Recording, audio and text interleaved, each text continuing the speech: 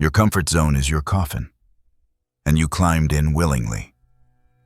I have been watching you for years, decades, lifetimes. I know the excuse you tell yourself every morning. I will start tomorrow. I am just being careful. I need to prepare more. No, you are rotting right now. As you watch this, your brain is pruning the neural pathways you are not using. Your muscles are shrinking from lack of challenge. Your dopamine system is going dormant because your life has become predictable. Entropy does not wait for you to feel ready. It is happening whether you notice it or not. 5 days of inactivity and your muscle strength drops by 9%. 7 days and your body loses 3 pounds of tissue. 66 days of the same routine and the behavior locks in permanently.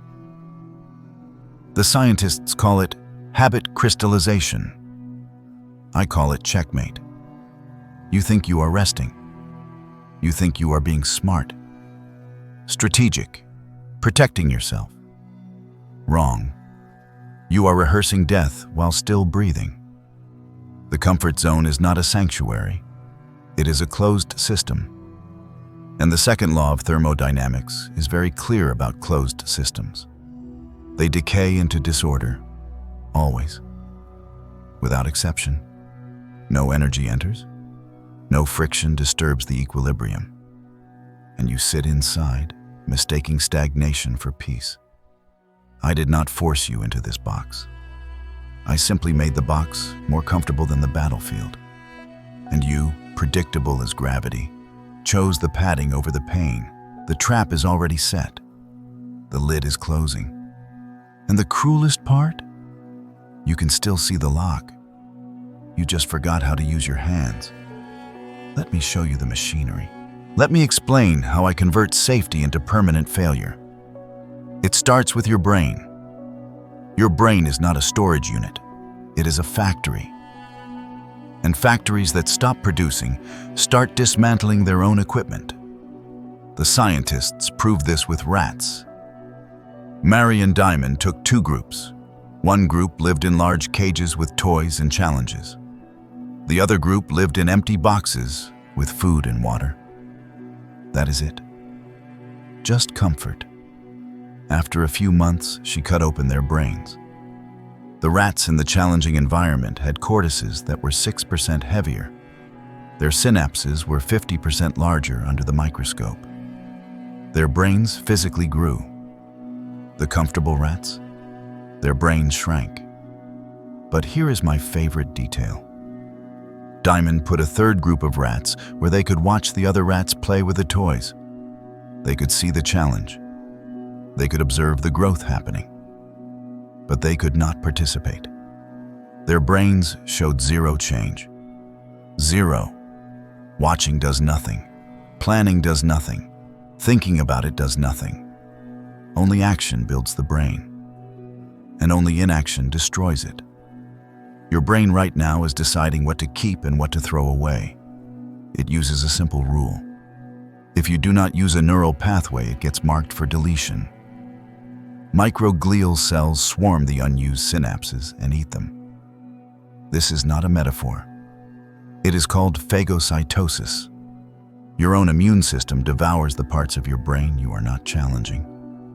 50% of your synapses were eliminated this way during childhood. The pruning never stopped. It just slowed down. Every day you avoid discomfort, you are telling your brain, I do not need courage circuits. I do not need problem-solving pathways. I do not need resilience networks.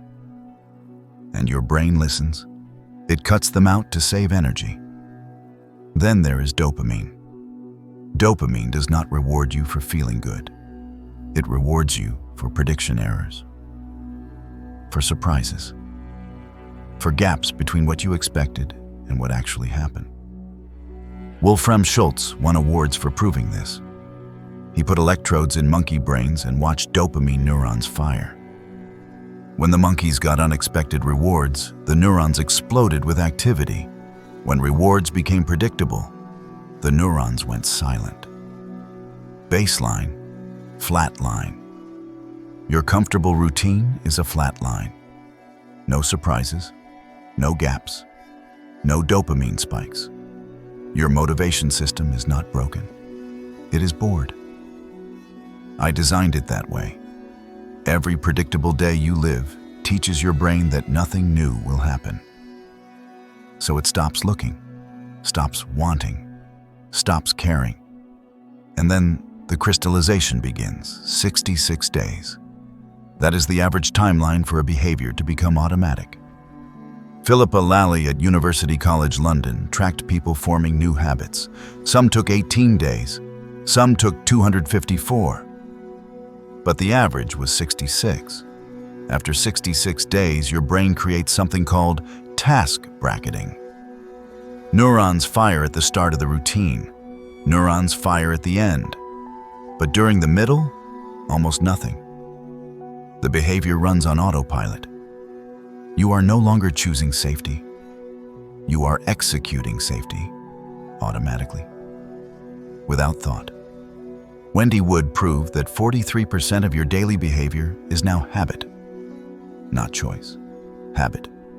She did an experiment with moviegoers and popcorn. People with strong popcorn habits ate the same amount, whether the popcorn was fresh or stale. The habit overrode the taste, overrode the reward. They ate because the context triggered the behavior. You are not avoiding challenge anymore. You are incapable of choosing it. This is hypnotic rhythm. Napoleon Hill wrote about it in 1937. The scientists just gave it different names. Habit crystallization, automaticity, neural consolidation. It is all the same trap. The longer you stay comfortable, the harder it becomes to leave. Not because you are weak, because the neural circuits for leaving have been pruned away. The dopamine system stopped firing. The habits locked in. You crossed the threshold somewhere around day 67. You just did not notice because I made it feel like rest. Let me show you the difference between you and the 2% who escape. The drifter wakes up and checks their phone. Scrolls, sees other people doing things, plans to do things later, goes back to sleep. The definite wakes up and does the hard thing first, before the brain can negotiate, before the excuses start, before the motivation brake activates. Yes, the motivation brake. Your scientists just found it in January 2026. A specific circuit in your ventral striatum that stops you from starting difficult tasks. It is not willpower. It is not laziness. It is a literal neural handcuff that activates when you think about doing something hard. The drifter thinks this means they are broken. The definite knows this means they have exactly 5 seconds before the brake locks. So they move, immediately, without thought. Because thinking is the trap. Here is what I do to drifters. I convince them that losses hurt twice as much as wins feel good. Kahneman and Tversky proved this. Your brain weighs potential losses at 2 times the value of potential gains. Evolutionary firmware. Your ancestors needed it to survive. Losing food meant death.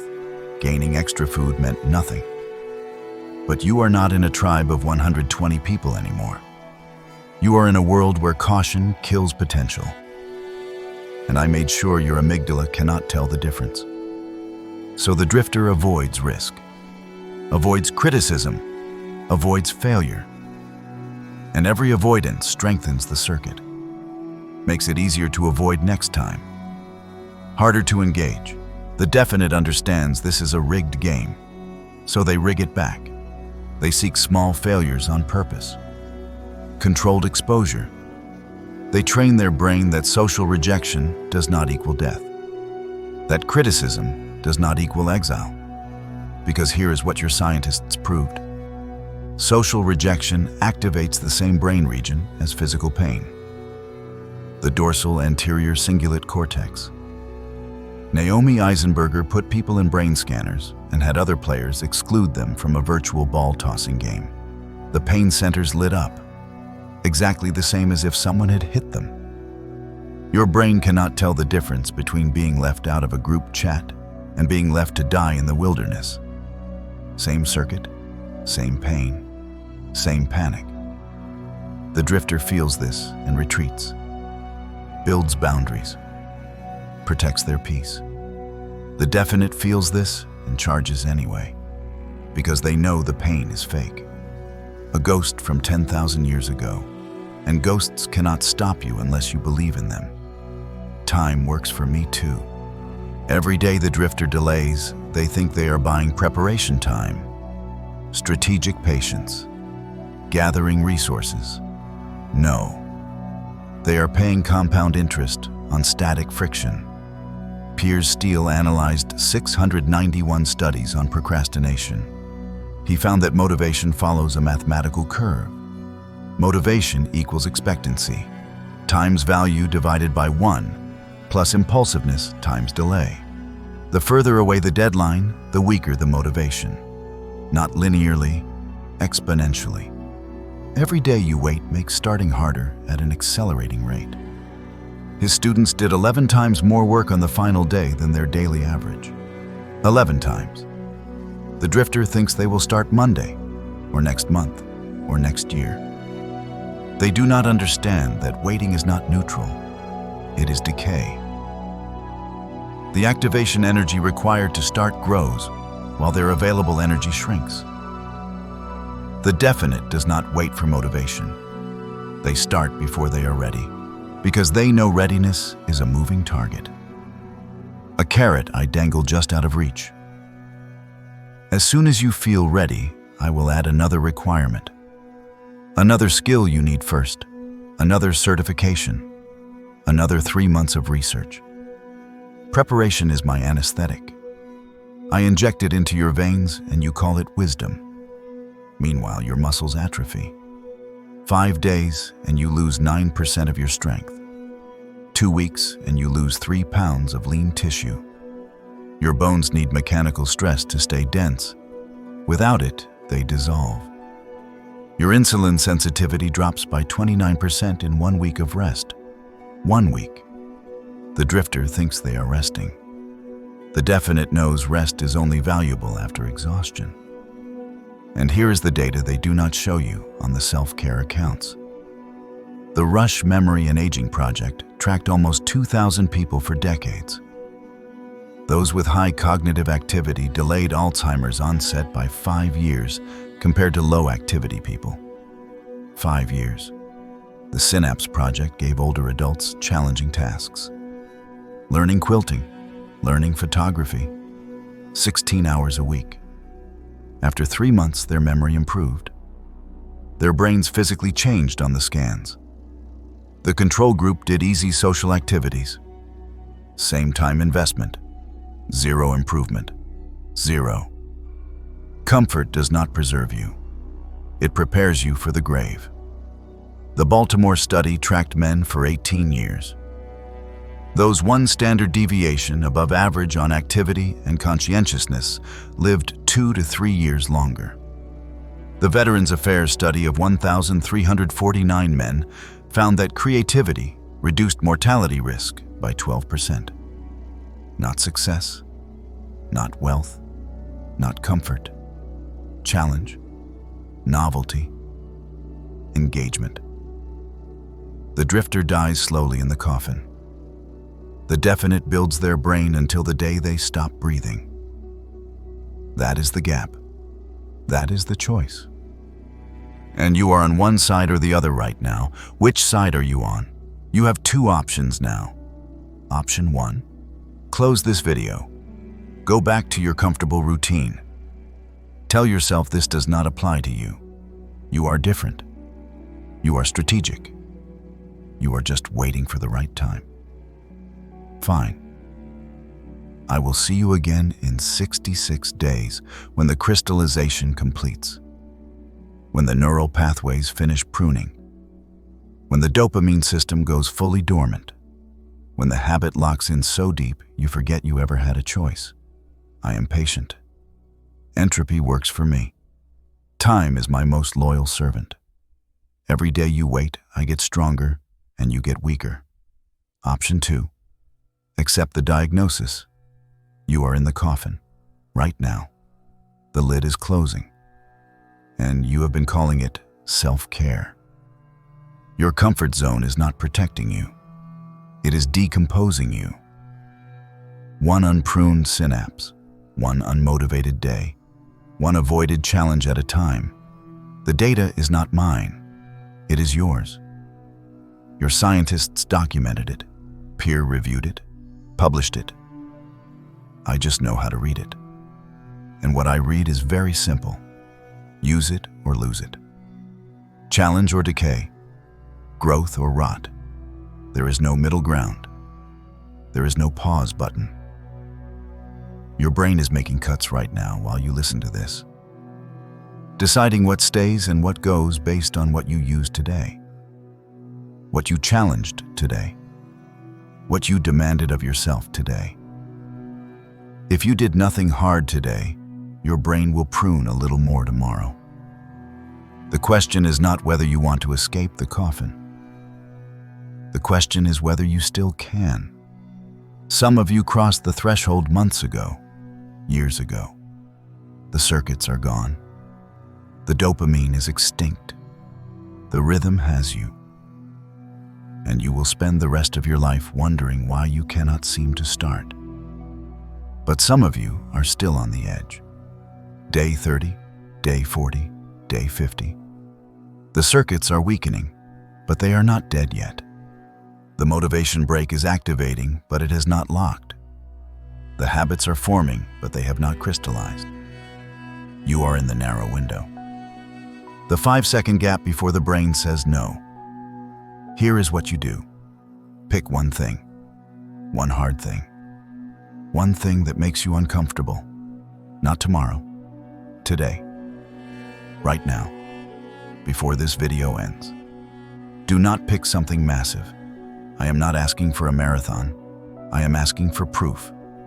Proof that you can still override the brake. Proof that the circuits still fire. Proof that you are not fully crystallized yet. 5 push-ups. 1 cold shower. 1 difficult email. 1 minute of sitting in silence without checking your phone. Something. Anything.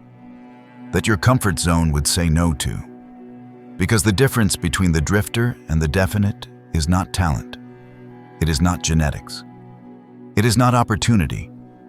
It is the 5-second gap between thinking and doing. The drifter thinks. The definite moves. And movement is the only thing I cannot control. I control your fear. I control your doubt. I control your excuses. I control the voice that says, wait until you are ready. But I cannot control your legs. I cannot control your hands. I cannot stop you from moving if you simply move before you think. That is the crack in the coffin. The only one you get, now.